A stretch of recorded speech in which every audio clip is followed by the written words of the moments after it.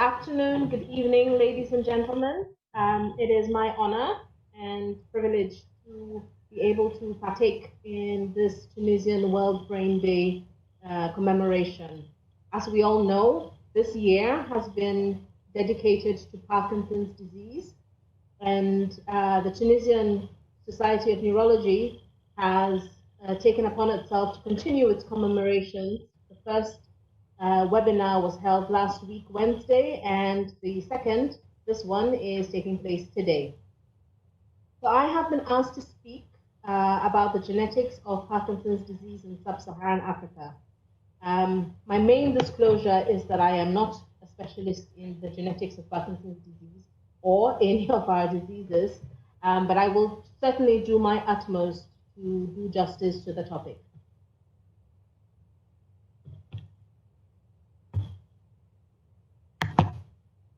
So I have no disclosure to make.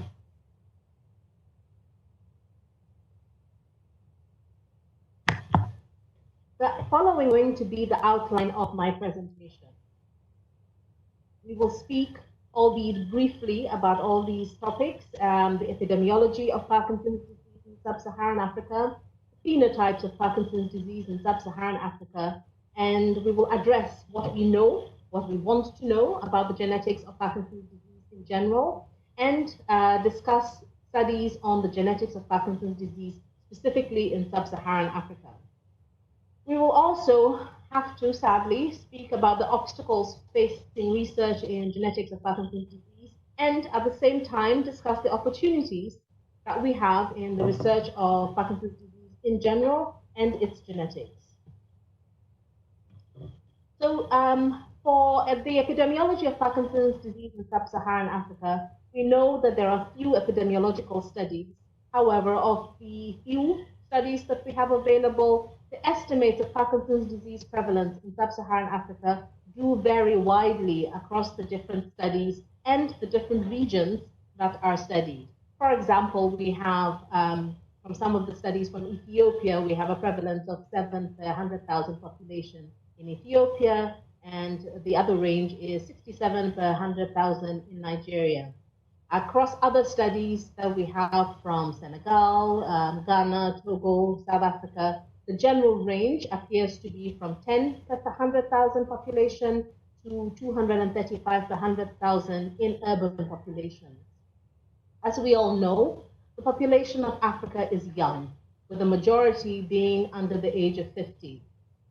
So as the demographics change of the African population, as the population ages, as we move from an era of communicable diseases to the non-communicable diseases, the estimations are that our prevalence will increase 100 to 200% of what we currently see.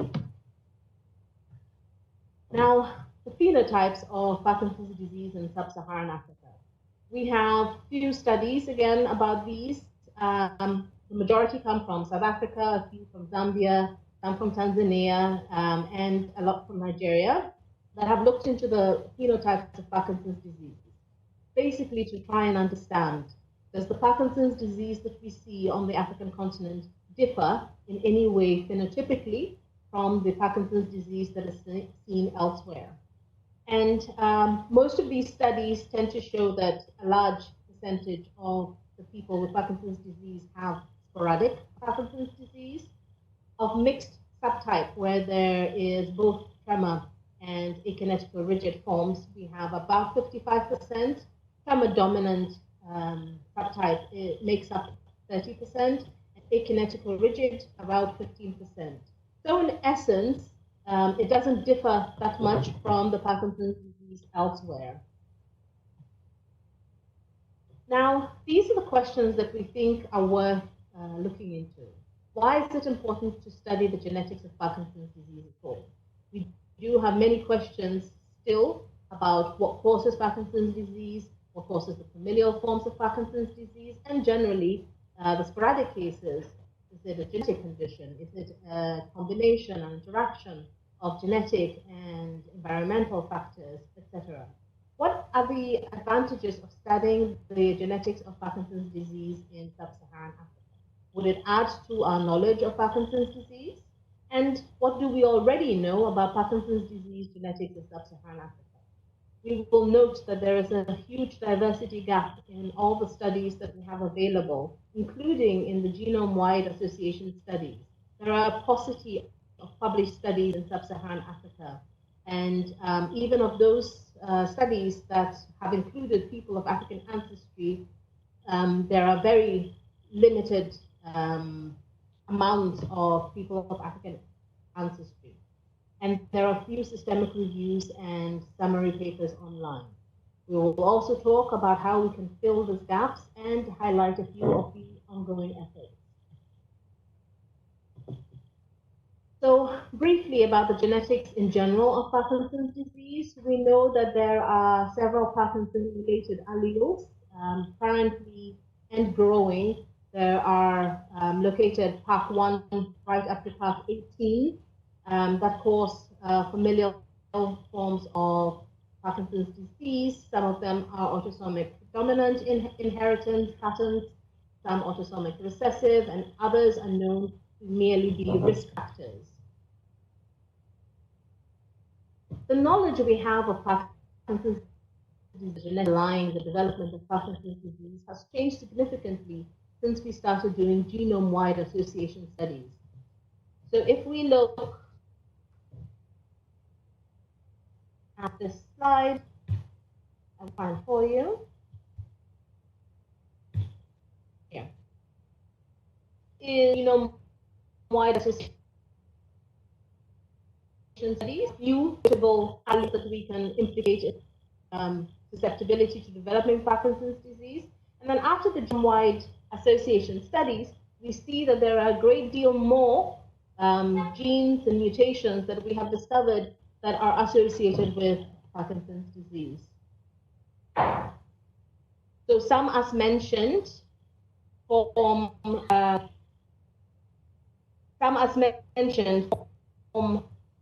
high risk and are noted to be causal. Others are common but are not high risk, and it's the association of the different forms of the alleles and mutations that predispose the individuals to developing Parkinson's disease.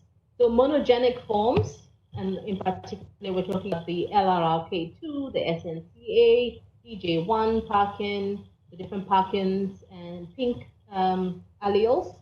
They contribute to rare forms of Parkinson's disease, although well established, and they account for only a significant amount, but still only 30% of familial forms of Parkinson's disease, and in sporadic cases, only up to 35%, 3 to 5%. So again, to reiterate, monogenic Parkinson's disease accounts for a small minority of cases. Most other cases are probably caused by complex interactions between several genes, several mutations, several alleles, which modify the effects of susceptibility alleles and epigenetic factors, as well as the effects of Parkinson's disease-linked gene expressions that are attributable to environmental aging and the aging process itself. Now, why do we need to study the African, sub-Saharan African, and the genetic genome of that African? So we know quite well that the origins of the human, the modern human, and the modern human's DNA originates in sub-Saharan Africa, in East Africa. So as you see, it results in a very diverse genome and has a wealth of information to assist in the understanding of Parkinson's disease in general, worldwide, and not only in our population. So as we've already mentioned, African populations are hugely underrepresented in neurogenomic studies. And of all the studies, only 11.1% have included in them people of African descent. Population-wise, it is only 1.2 of the studies that include participants of African ancestry. Furthermore, the majority of these studies have been done in Europe, the UK, and the United States. And these people of African ancestry are Afro-Americans, Afro-Caribbeans, and it shows a huge underrepresentation of the homogeneous African population, the original African population, large-scale neurogenomic studies. This is a striking omission, since African populations have the oldest genomes and the greatest genetic diversity in the world. And therefore, studying the genome of the African will provide novel insights into disease mechanisms and pathways underlying Parkinson's disease. So, as mentioned, few studies have been done on the genetics in Parkinson's disease in sub-Saharan Africa. On the African continent as a whole, most of the work has been done in patients from North African countries, where it has been established that the LRRK2 mutation is reported to be as high as 41% of patients due to the presence of genetic founder effects. A number of studies have been conducted in South Africa, but these well-known genes have been found to have a low detection rate. Other studies in Nigeria, Tanzania, Zambia, and Ghana have also not replicated these findings, indicating that the development of Parkinson's disease in these populations can be attributed to other agents, and we need to discover these agents. So the work has mostly been done by the International Parkinson's Disease Genomics Consortium, the H3, which is Human Hereditary and Health Consortium, has also been participating in the study of neurogenomics in general and in Parkinson's disease in particular.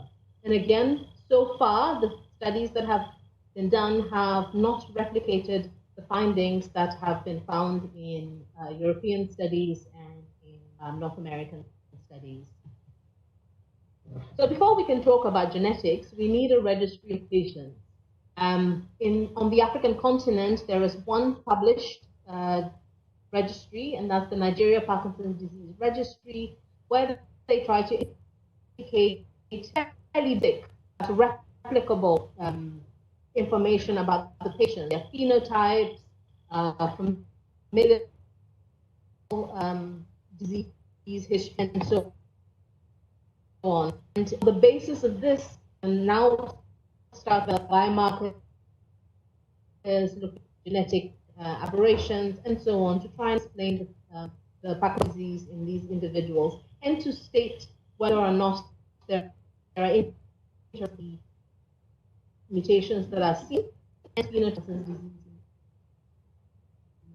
So the first thing to do is to have a registry, and this needs to be done continent-wide, not just in Nigeria to go start, but we all need to pull together so that we can provide as much of the information as possible.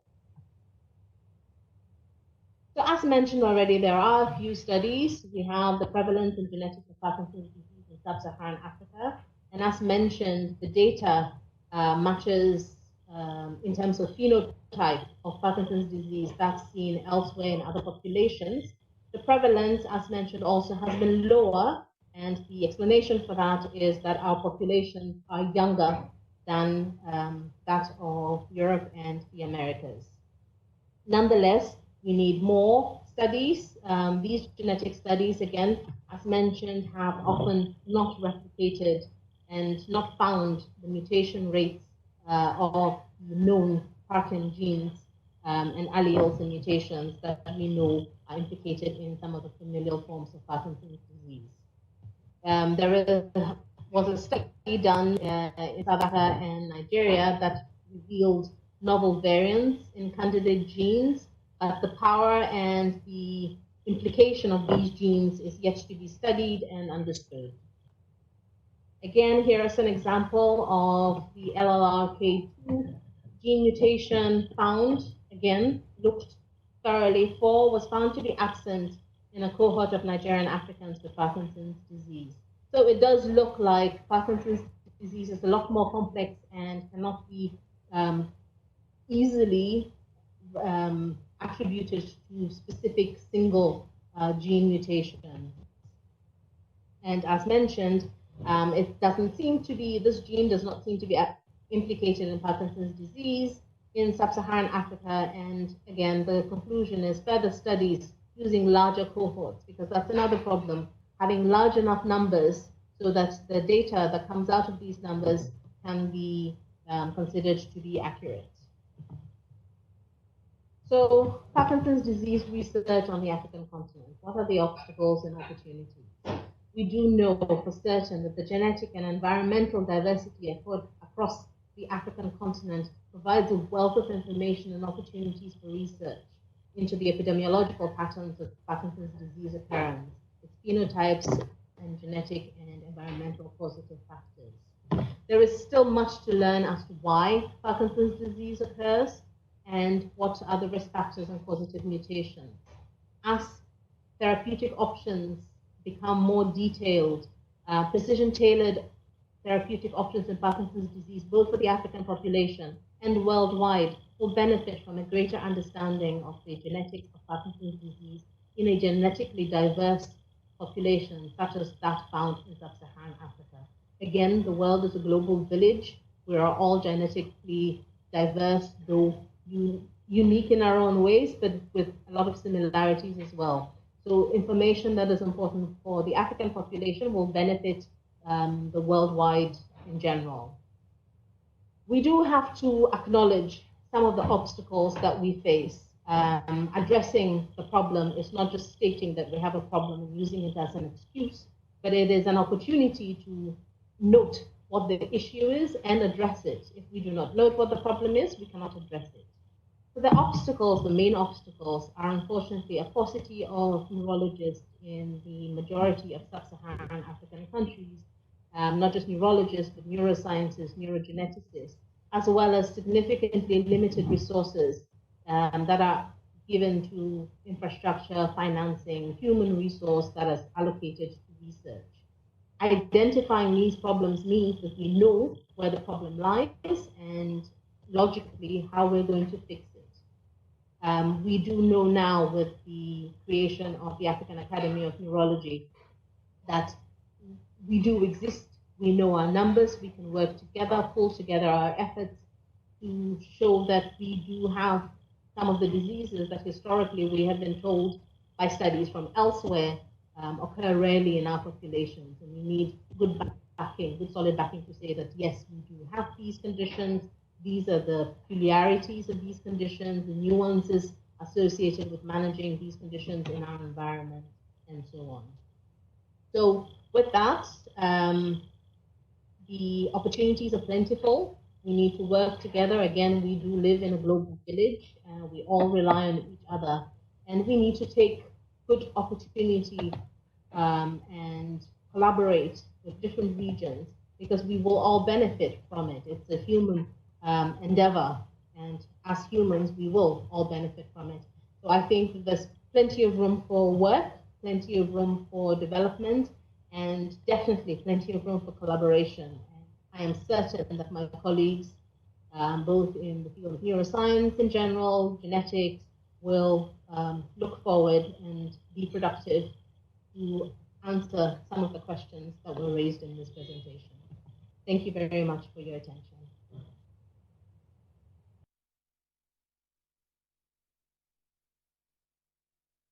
Good afternoon. It's with pleasure that I introduce my friends and colleagues, Professor Mona Benjbara and Professor Mariam Dammach, who are eminent neurologists specializing in movement disorders and Parkinson's disease, to talk us about genetics of Parkinson's disease spotlight from Tunisia. Professor Mona Benjbara works at Al-Razi Hospital, Tunis, and Professor Dammach at Habib Bourguiba Hospital in Sfax. Professor Benjbara, the floor is yours. Thank you very much, Sene, Professeur Benamor. We're gonna switch to French for the talk. Donc, merci beaucoup encore, Sene. C'est un plaisir pour moi de participer à cet événement et de présenter avec ma collègue et amie, le professeur Mariam Dammach, cette petite revue sur la génétique de la maladie de Parkinson en Tunisie. Partant de l'historique, ce qui a été plus tard reconnu comme la participation de notre pays aux avancées de la science, jusqu'au fruit de la collaboration de nos deux équipes, Asfax et Al-Razi, comme tu l'as si bien dit, Sene. Donc, pour commencer, il va sans dire que tout le monde sait maintenant que la maladie de Parkinson est une pathologie assez complexe. Vous l'avez vu lors du webinaire précédent au niveau de la clinique, avec l'association variable du noyau moteur classique aux signes non moteurs qui sont assez précoces et aux signes cognitifs et neuropsychiatriques qui sont le plus souvent tardifs. Mais la complexité de cette maladie dépasse ce volet purement clinique et concerne particulièrement son éthiopathogénie, avec notamment les preuves actuelles de la forte implication des facteurs environnementaux dans sa genèse, du rôle non négligeable de l'âge et de l'importance de l'influence de la génétique dans sa genèse, mais aussi dans la variabilité clinique, subtile certes, des présentations cliniques. Et c'est là le propos qu'on va tenter d'aborder dans cette conférence avec mon amie Mariam Dam. Alors la première question que l'on se pose, nous cliniciens, c'est face à un patient que l'on a aisément diagnostiqué comme ayant une maladie de Parkinson, comme c'est le cas de cette patiente que je vous présente, qui a 62 ans, avec un tableau moteur complet, trémo-akinétopathie, largement asymétrique. Elle a un frère qui a un cas similaire. Et la question qui se pose, c'est est-ce qu'on peut dire qu'il s'agit d'une maladie de Parkinson génétique, familiale, ou est-ce que nous sommes dans un cas sporadique? Alors, nous sommes en Tunisie. Si on pense génétique, on pense bien sûr au gène majeur qui est le LARC2 pour les formes familiales. On vous en parlera beaucoup plus en détail tout à l'heure. Mais on sait que c'est un gène à transmission dominante, or ça n'a pas l'air d'être le cas chez cette patiente.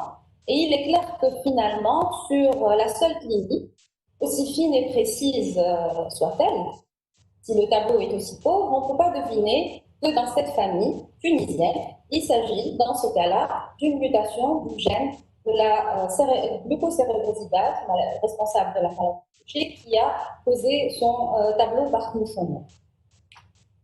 Ceci d'autant plus que, en plus des gènes classiquement responsables des formes monogéniques, qu'on essaye d'apprendre au fur et à mesure de leur parution et de leur découverte, les techniques du whole genome sequencing compliquent plus la donne, puisque la fréquence de description des régions et des gènes candidats appliqués ne cesse d'augmenter ces dernières années. Donc, comment s'y retrouver, et particulièrement donc, dans notre population? Et pour aborder donc, cette stratégie, je vous propose de garder en tête cette diapositive de 2020, elle est toute récente, et de reprendre rapidement le cours de l'histoire de la génétique de la maladie de Parkinson à son début. Et en fait, tout commence en 1996 par le mapping dans cette énorme famille de transmission autosomique dominante de la maladie de Parkinson, son mapping au chromosome 4, et puis par l'identification un an plus tard du gène responsable en question, qui est le gène SNCA.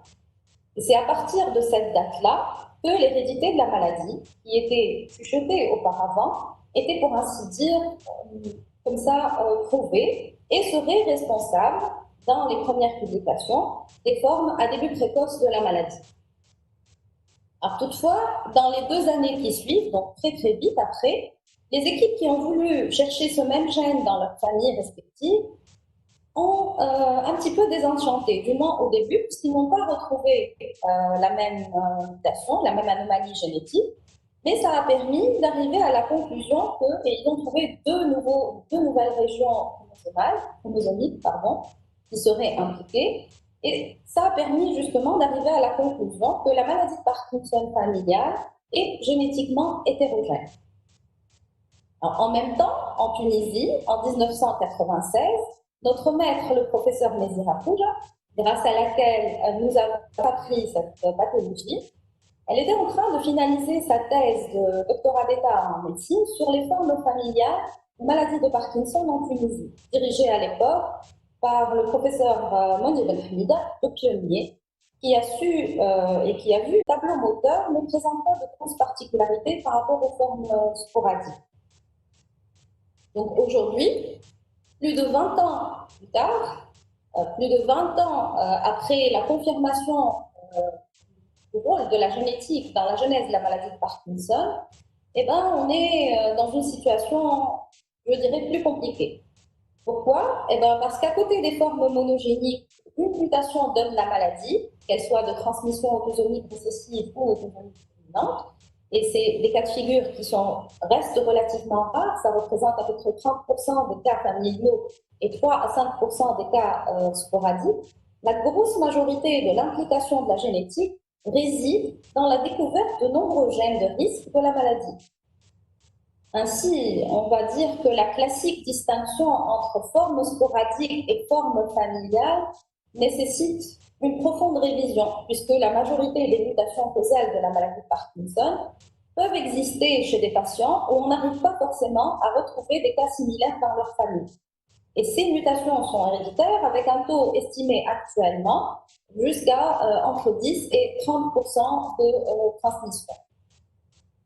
Donc, je vous ai mis là un tableau qui est qui date un petit peu, et ça date de 2012, mais c'est fait exprès parce que c'est juste pour nous reconcentrer. Le professeur Mariam Dama va nous parler de l'état des lieux de la génétique de la maladie de Parkinson actuellement. À toi la parole, Mariam. Aïd Mabrouk. Merci Mouna. C'est également pour moi un grand plaisir et un grand honneur de participer à cet événement. Et comme tu l'as bien dit et l'as bien montré, la maladie de Parkinson est devenue effectivement une maladie génétique par excellence. Et pour continuer le chemin de nos maîtres et mieux caractériser notre population, nous avons recensé une cohorte tunisienne incluant 250 cas de patients répondant aux critères de la maladie de Parkinson grâce à une collaboration entre les services de neurologie de l'hôpital Habib Bourguiba de Sfax, qui draine presque tout le sud tunisien, et l'hôpital Razi, donc situé à la capitale au nord du pays. La mutation G2019S du gène LARC2 a été screenée en premier par le test Tachman de discrimination allélique chez tous nos patients, aussi bien ceux à début précoce que ceux à début tardif.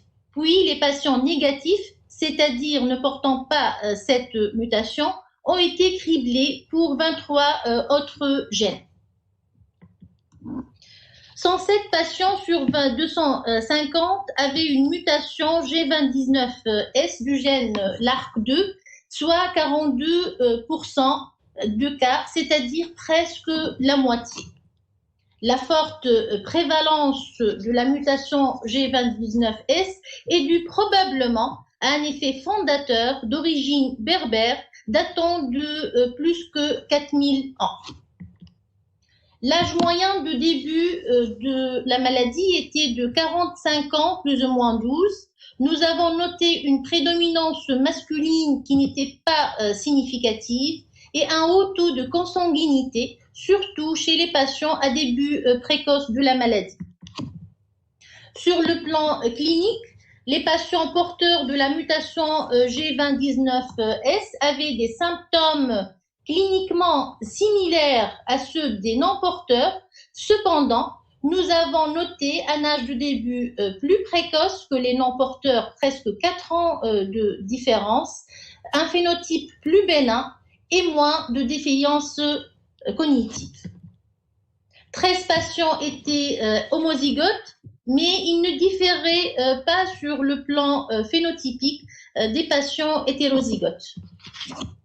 Les données démographiques étaient également similaires selon le sexe. Cependant, les hommes avaient généralement un plus haut niveau éducatif avec une moindre prédisposition à l'atteinte cognitive et à la dépression. Toutes ces données ont été publiées dans Acta Neurologica en janvier 2018. Concernant les 143 patients négatifs, c'est-à-dire non porteurs de la mutation G2019S, ils ont été screenés pour 23 gènes de susceptibilité et donc chez 78 patients, dont 40 avaient un début précoce et 38 présentaient des cas familiaux. Diverses variations ont été mises en évidence chez 24 patients. Parmi les 54 patients n'ayant aucune variation pathologique, un exome séquencing a été effectué chez 24 patients à début précoce.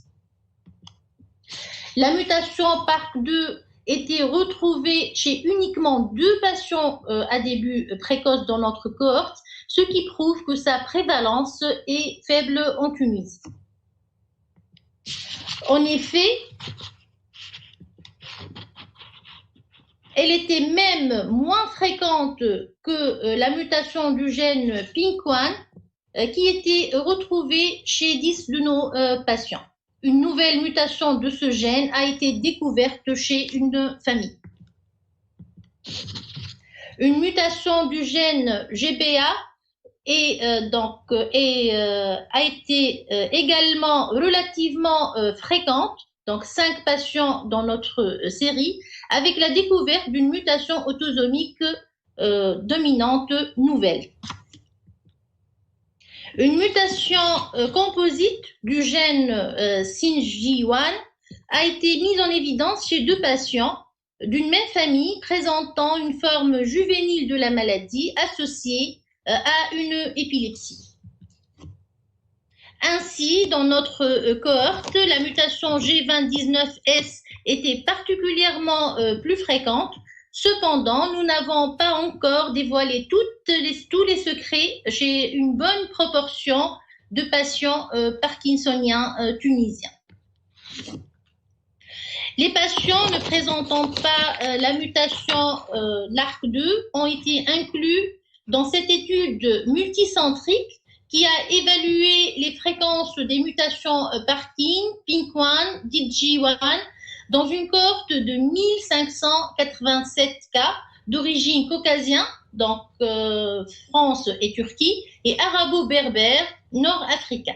Les cas LARC2 ont été exclus de cette étude. Des mutations ont été trouvées chez 14% des patients, 27% étaient des cas familiaux, 8% étaient des cas isolés. Le gène Parkin était le plus fréquemment muté chez les caucasiens, tandis que les mutations PINK1 prédominaient chez les individus arabo-berbères. Les patients porteurs de mutations Parkin avaient un âge de début plus précoce, moins d'asymétrie, moins de complications motrices induites par l'évo-dopa et moins de dysautonomie, moins de démence que ceux qui étaient sans mutation. En conclusion, notre population tunisienne se distingue par une grande prévalence de la mutation LARC2. Ceci est probablement dû à un effet fondateur d'origine berbère. Les patients présentant cette mutation ont un phénotype plus bénin, avec une progression lente et moindre risque de développer des troubles cognitifs. Cependant, la corrélation phénotype-génotype reste variable et n'est pas toujours évidente. La relative haute prévalence de la mutation du gène PINK1 serait également liée à un probable effet fondateur. Ces résultats génétiques seraient, nous espérons, la base d'un futur traitement éthiopathogénique de cette pathologie jusque-là incurable. Et je vous remercie.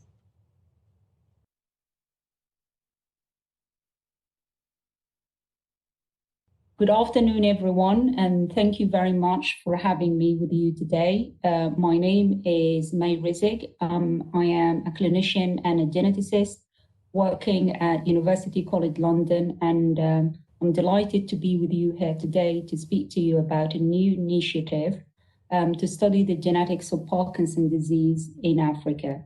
I will be talking to you today about the International Parkinson's Disease Genomic Consortium Africa section, and I will go through the initiative itself and the roadmap and the deliverables.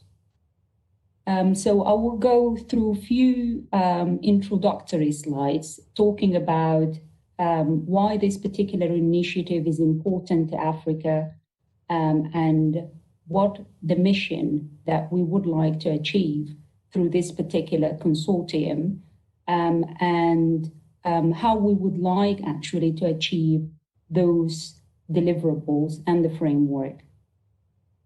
So all of us here today because the Parkinson's disease problem is increasing. We reached the point where Parkinson's disease become a pandemic. The figures are increasing worldwide, and it will be doubling by the year 2040. And Parkinson's disease is affecting all races and all cultures. When we come to Africa, the prevalence of Parkinson's disease is almost the double of the figures around the world.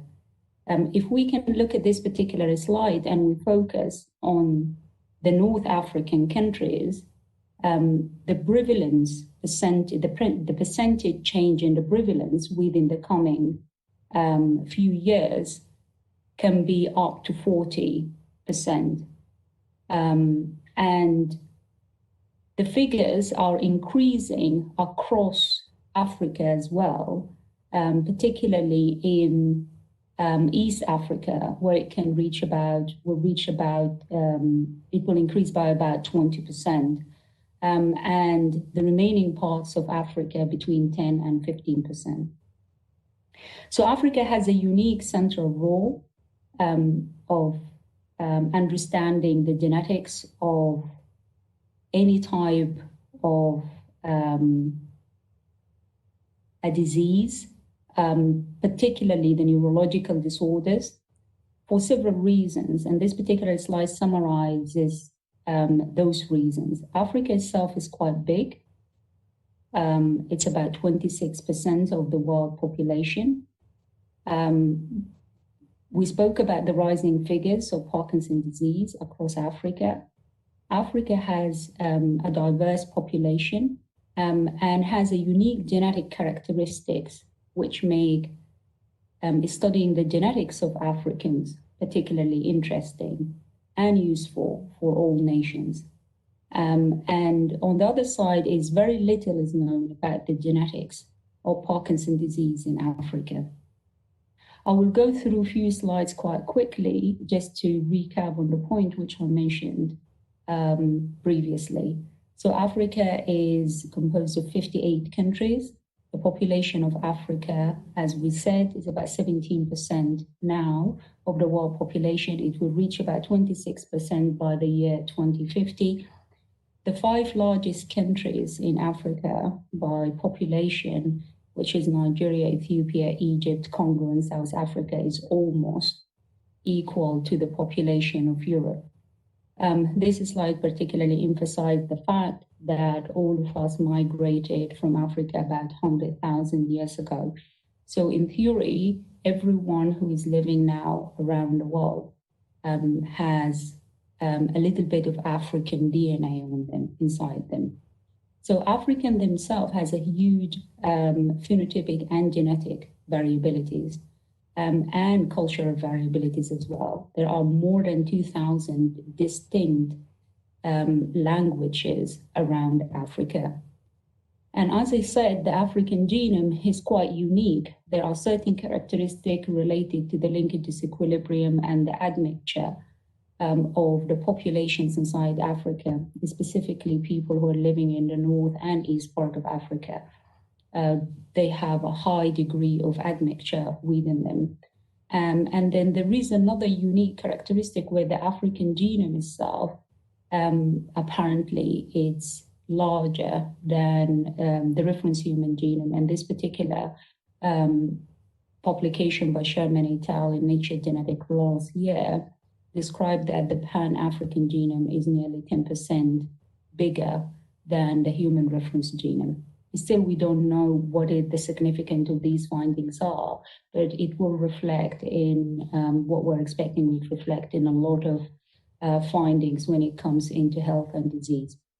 On the other hand, the number of genetic studies which are involved or included Africans are still really very limited. This slide describes the number of, or the percentage of the GWASs which are included in the World Catalog of GWASs and by ancestries. And you can see that the Africans represent about 2% of the whole catalog of GWASs so far.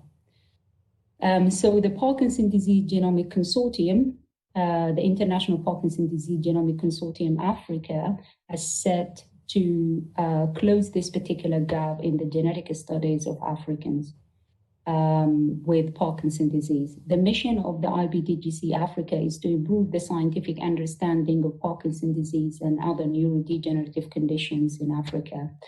That we are hoping to achieve this through the clinical and genetic research, education and training and public involvement. The International Parkinson's Disease Genomic Consortium is a global effort by itself. The IBDGC Africa has a central role in the middle. The International Parkinson's Disease Consortium started itself in Europe and America, and then extended with affiliated efforts around the world, including Africa and Asia. They have other affiliated efforts in India and Latin America. The deliverables of this particular consortium within the next 3 years will include the building of a big cohort of patients with Parkinson's disease from different African countries. We're hoping to include about 4,000 PD patients and 4,000 controls. We're hoping to conduct a large GWAS study, including 2,000 patients and 2,000 controls. In addition, we are hoping to build an online portal for data sharing and collaboration with the research community. In addition, we're building a framework to support patient and public involvement and improve education across the continent. At the moment, we do have members in 10 countries around Africa, and we're hoping that we will include Tunisia soon. And we have collaborators from all these countries. We're reaching about a little bit over 80 members so far. So far, we've been so successful in setting our education and initiative. I will give you a little bit of an overall idea about the affiliated organizations and associations which we're trying to set collaboration with across the continent to achieve these educational goals. We formed partnerships with the Society of Neuroscience of Africa, the African Academy of Neurology, Trends in Africa, and the World Neuroscience Initiative. We have partnerships with the Global Parkinson Genetics Program, the GB2, and hopefully we will build through the resources available to the GB2.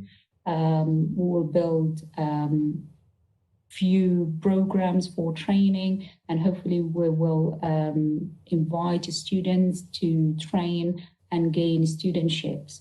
We recently have been invited to be an affiliated organization with the MDS, and we're very excited about this. And hopefully through this partnership, we will be able to enhance clinical training across the continent. In addition, we're working closely with colleagues in UCL Queen Square Institute of Neurology and UK Dementia Research Institute to make clinical resources available for training for the African neurologists.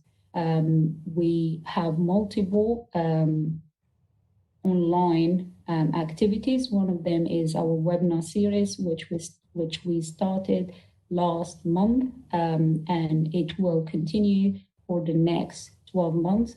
And it's being advertised through different channels, including SUNA, AFAN, and in our websites. So I encourage people actually to sign to all these webinars and attend it. So we try to make it variable and cover a wide range of disciplines, including biomarkers and genetics and pathology of Parkinson's disease and other neurodegenerative conditions. We're hoping that next year we will be able to conduct our first face-to-face workshop. This was planned for this year in Cairo, but unfortunately, due to the COVID outbreak, we haven't been able to do it this year. So it's been postponed for next year. So hopefully we will advertise for it. And when things settle down, we're hoping to see everyone.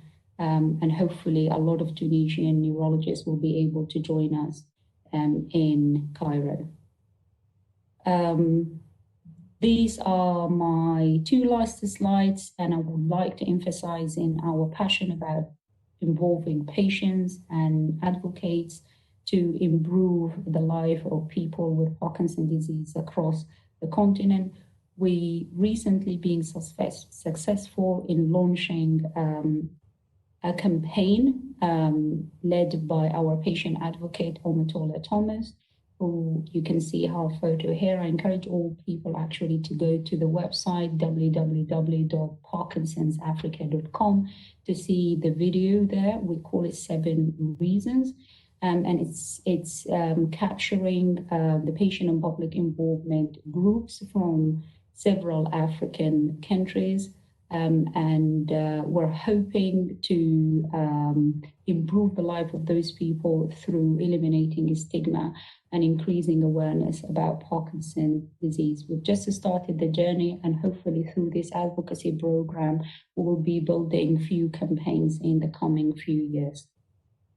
So this is my last slide. Thank you very much for listening, and please follow us at IBDGC Africa. We will advertise for all our activities there and our educational initiatives and patients and public involvement initiative. And if you have any questions, I will be happy to answer them. And this is my email, m.rizik@ucl.ac.uk. And thank you very much for having me with you here today. Thank you. Thank you very much, Mike. And now it's a great pleasure and honor for me to welcome Professor John Hardy. Allow me, Professor Hardy, in a few words to introduce you and to introduce your scientific background. So Professor John Hardy did postdoctoral research at the MRC Neuropathogenesis Unit in Newcastle, England, and then further postdoctoral work at the Swedish Brain Bank in Umeå, Sweden, where he started to work on Alzheimer's disease. He became assistant professor of biochemistry at St. Mary's Hospital, Imperial College, London in 1985, and initiated genetic studies of Alzheimer's disease there.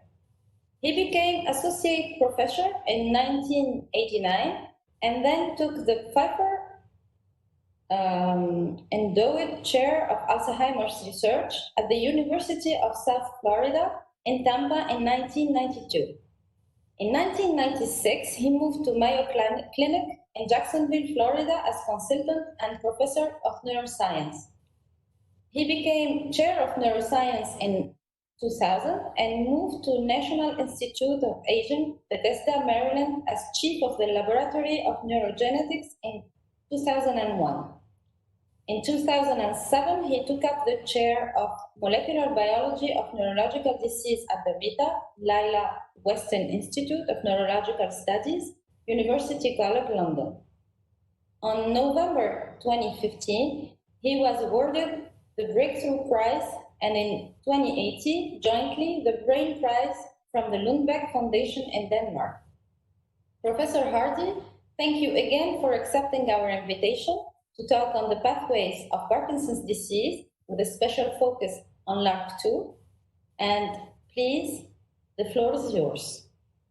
Hello, and thanks for inviting me to talk about the genetics of Parkinson's disease to this Tunisian audience. It's a real pleasure for me to do this, and I'm going to focus on LRRK2 because I know that in fact in Tunisia there is a large proportion of Parkinson's disease cases with LRRK2 mutations, and that's obviously interesting, and I'll talk a little bit about that. I'm going to talk mainly at the beginning about the general genetics of Parkinson's disease. So we now know a very large number of Parkinson's disease genes, and I'm going to talk briefly about all of them before I talk about LRRK2. The first two to be described was synuclein and the pathology of synuclein is Lewy bodies. And then Parkin was described by Mitsuno in Japan. This is recessive, and this has no Lewy bodies. And again, I think in Tunisia, you have quite a lot of Parkin mutations. People with Parkin mutations have an early onset, typically in the late teens, actually, or early 20s, but they have no Lewy body pathology. Then there is PINK1, which was first described by my colleague Nick Wood, and that also is recessive, also has an early onset. There does seem to be Lewy bodies in that case. Then DJ1, described by Peter Herting, again, early onset with an onset in the late teens and the 20s, typically. And then, again, we don't know the pathology in DJ1 cases. And then LRRK2. LRRK2 was described at the same time by Tom Gasser's group in Germany and Andy Singleton's group with me at NIH. That it's very interesting because the majority of cases with LRRK2 mutations have Lewy bodies, but a proportion of them, about 10 or 15%, have tangles rather than Lewy bodies. And that can be in the same family. So you can have different people in the same family with the same mutation, some of whom have Lewy bodies and others of who have tangles. We don't know why that is for sure, but we think we're getting some ideas, and I'll come to that later on. It's very typical of Parkinson's disease. It's absolutely typical of typical PD, onset age, late middle age, up to, I say 57 here, but actually up to the early 60s, a rather benign course. These people don't usually develop dementia, but indistinguishable from typical Parkinson's disease. Then ATP13A2, this is a recessive, very nasty disease with an onset in the teens, but this is typically fatal within 10 years. It goes through a very rapid Parkinsonian phase and then a dementia, and really becomes a terrible brain rot. And these people are typically dead by the time they're 30. PLA2G6 is very similar, age at onset and a similar course. Absolutely fulminant Lewy bodies when they reach pathology. So very unpleasant form of the disease. Then FBOX07, described by Elahi in Iran, and this is also a recessive disease similar to the Parkin and PINK1 forms of the disease. Again, with an onset in the 16 to 25-year-old period, but not a drastically shortened life expectancy. So, and then VPS35 described by Matt Farah, then in Vancouver in Canada, and that is very similar indeed to LRRK2. So these are the autosomal dominant and autosomal recessive forms of the disease. And immediately as a biologist, one can see that they map, the ones that we do know the functions of, map into one of two pathways. They map either into mitophagy, that's the route by which damaged mitochondria are removed, or into autophagy, the process by which lysosomes remove membranous organelles, including mitochondria. So they map into one of those two processes. And when I say autophagy and lysosomes, really the big clue that that was important came from this paper from Ellen Sidransky, showing that mutations in glucocerebrosidase are a very common cause, a very common predisposing factor for Parkinson's disease. And I know that this was originally described in the Jewish population, but it's also very prevalent, and I'm sure in the Egyptian population, for example. I've seen data from Egypt. I suspect it's prevalent in Tunisia too, but I haven't seen the data. So this is saying that people with slightly deficient lysosomes are at risk of getting Parkinson's disease, at increased risk. This is not a causative gene, it's a risk gene. If you've got a single GBA mutation, it increases your risk of getting disease about 3 or 4-fold. Now, the mutations that were first worked out, the pathways that were first worked out, were PINK, Parkin, and DJ1 and FBOX07. These genes, as these papers originally said, are all involved in the process by which damaged mitochondria are removed from the cell. And the next slide show that process in cartoon form. Here we have PINK on the cell membrane. It's being constitutively cleaved. You get damage to the mitochondria. The cleavage stops. The PINK concentration builds up. PINK recruits FBOX07 to the mitochondrial membrane, and that acts as a signal for the mitochondria to be degraded. So this is the process which is damaged. Why this should be so selective for dopamine neurons is not clear, but perhaps the clue comes from the damage, from this damage.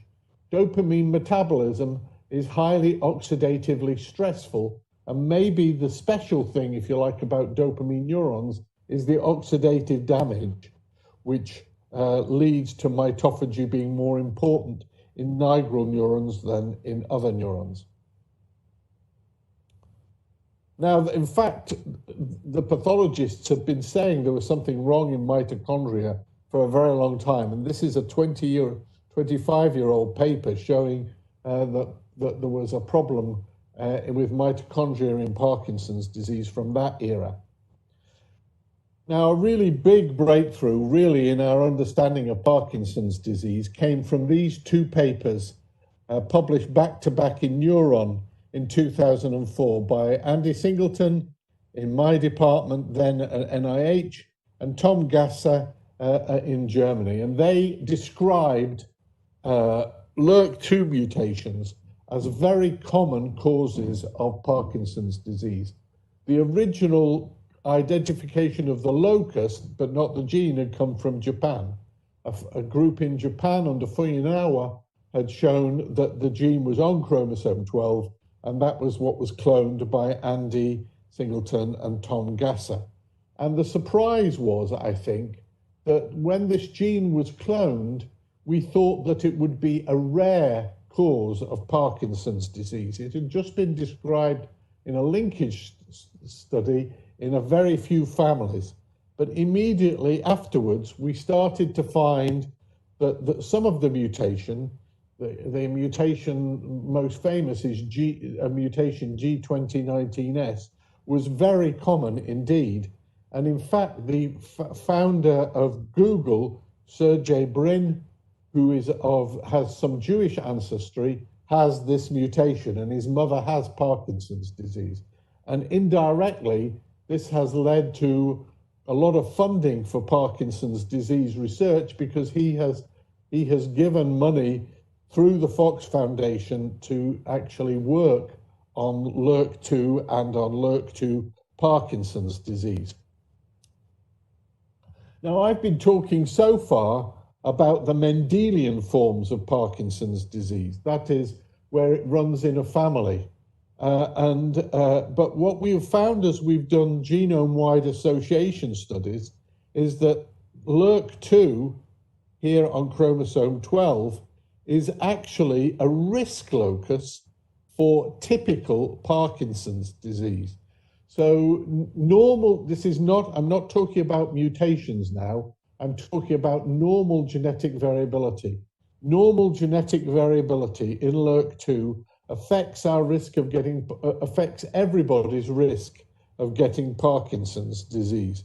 So there are two essential ways.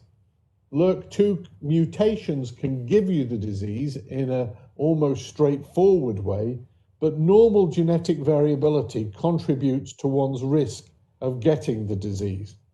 And we know why that is to some extent, and that was work done by Dania Trabzuni, who was then a Saudi student in my lab, and she worked out that normal genetic variability alters the expression of LRRK2 in the brain.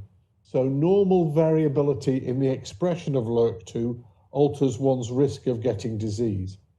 Now, this is the structure of the protein, and you can see it's got these domains here: a kinase domain, a GTPase binding domain. So this is a domain which binds GTP, and this domain linker domain between the two. And these are the mutations in European populations which have been described. This one is the common European and Semitic mutation. R141G is a common Spanish mutation. And so these different mutations are found in different populations. And interestingly, there are two very common mutations in Asian populations, different mutations, but common mutations in Asian, that's Chinese and Japanese populations. And, you know, it's always been of interest to understand why should these mutations, which, you know, give you very increased risk of developing Parkinson's disease, why should they become common in populations? What they do, all of the mutations, either directly or indirectly, and I won't go into the precise details, but what they do either directly or indirectly is that they increase the activity of the kinase domain in LRRK2. So they make it more likely that the kinase domain will signal downstream of LRRK2 in the cell. They make the protein more active, which is quite unusual. Most mutations make proteins less active, but this mutation makes proteins more active. That makes LRRK2 more active. So why is there then these, why do these mutations, why have they become so common? And, you know, is there a selection pressure for the mutations? In other words, do people with the mutations have some form of selection for them? And probably this relates to the function of synuclein. And the function of synuclein, and I have to say we don't understand it completely, is in the a kind of master control for lysosomes. It's a master control for lysosomes, and therefore a master control for autophagy, somehow involved in the control of autophagy. And the next thing I want to do is link this to what I've said about mitophagy.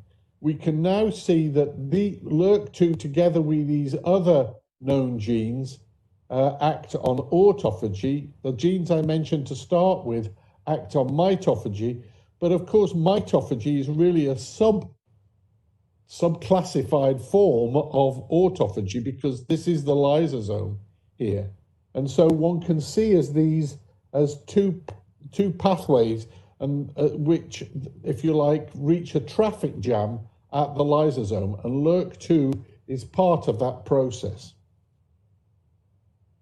Now, as I started by saying, the pathology of Parkinson's disease is Lewy bodies, and Lewy bodies are made by the protein synuclein. And in 2004, we found that overproduction of synuclein causes Parkinson's disease. So simply overproducing synuclein causes Parkinson's disease.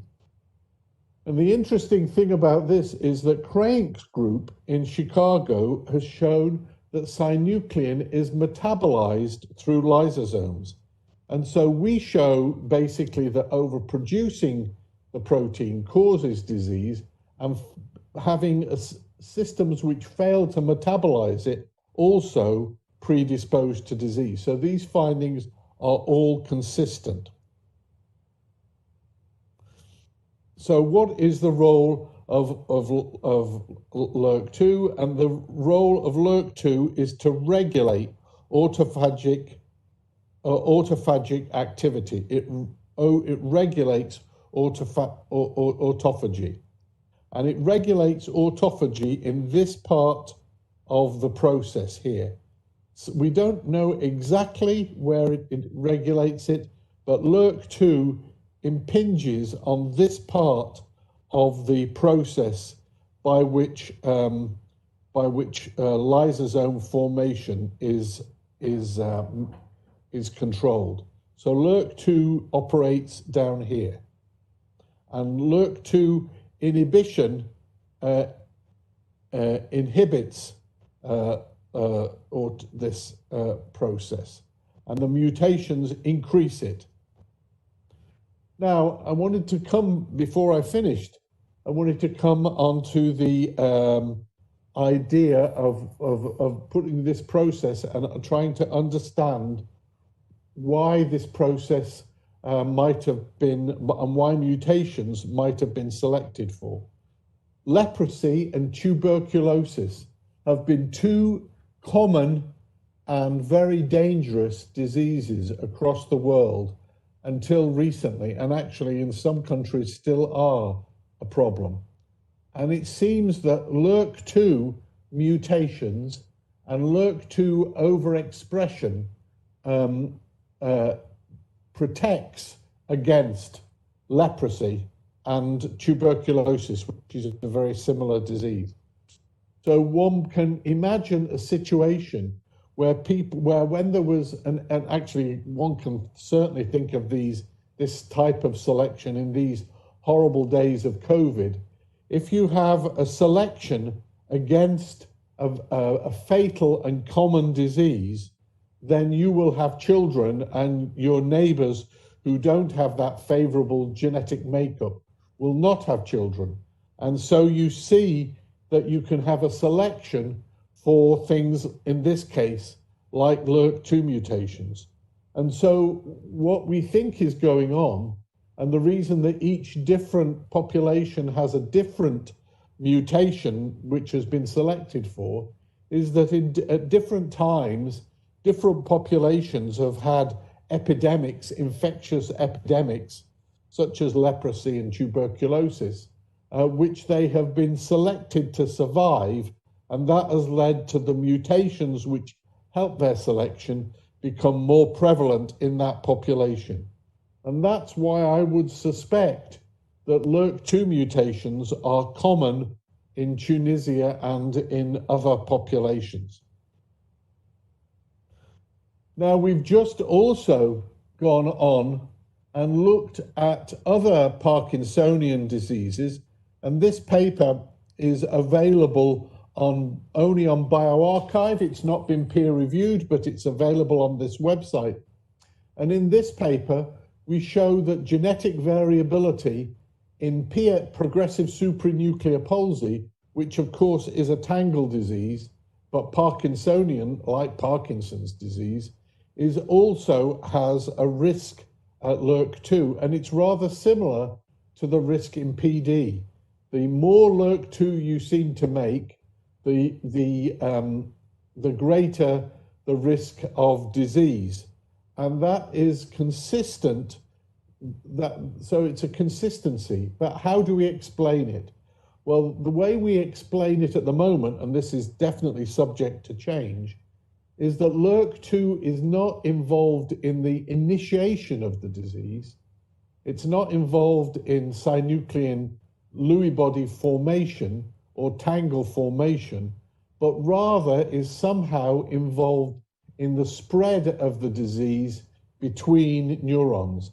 And if you have a tangle disease, LRRK2 increases the tangle spread, and if you have a synuclein disease, LRRK2 increases the synuclein spread. So this is currently how we're thinking about this conundrum. But I have to say, this is definitely subject to change and not reliable information.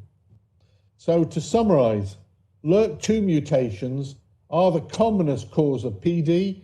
In England, they're about 2% of cases, usually Lewy bodies. We have 7 cases in the Parkinson Brain Bank. 6 of them have Lewy bodies, 1 of them has tangles. And what we also now know is LRRK2 is involved in leprosy and tuberculosis resistance. And that's possibly the reason why the mutations are common in the population. And the other final piece is that we also know that genetic variability in LRRK2 is associated with the rate of progression of PSP as well as being involved in Parkinson's disease. So thank you very much, and thanks for inviting me. And I'm always happy to take questions by email. I should have put my email in this, but I'm really happy for my email to be given round, and I will try and answer questions related to LRRK2. I should say that many of my LRRK2 slides were loaned to me by my colleague Patrick Lewis, who has a very interesting review article published about what he thinks is the cause of LRRK2 mutations being both in PD and PSP. Thank you very much.